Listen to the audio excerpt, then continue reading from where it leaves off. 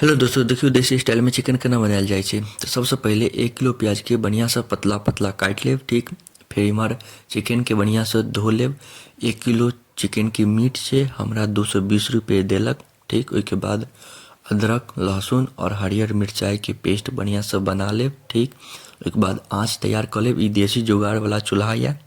ठीक, एहिके बाद आब लोहिया में प्याज व्याज दऽ कऽ बढ़िया से भूज लेब। कनिक अलसा जाएत, ओहिके बाद ओहिमे नून आ हल्दी खसा लेब। ओहिके बाद ओकरो बढ़िया से लारि चारि लेब। ठीक, ओहिके बाद जे अपना से पेस्ट तैयार केने रही ओहो खसा लेब, ओकरो बढ़िया से लारि चारि लेबै। जखने पेस्ट खसेबै तऽ एते मस्त सुगंध आयत की बताउ। ठीक छै, ओहिके बाद अपना सब चिकन खसा लेब, एकरो बढ़िया से लारि चारि लेब।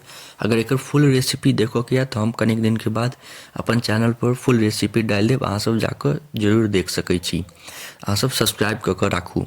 तकर बाद बढ़िया से भुजा जाएत तऽ ओहिमे फेर धनिया हरियर लाल मिरचाई सब पाउडर सब खसा देबै। ओकर बाद फेर बढ़िया से लारि चारि लेब। ओहिके बाद एहिमे पानि खसा देबै जाहि हिसाबसँ अहाँ खाइ छी पानि।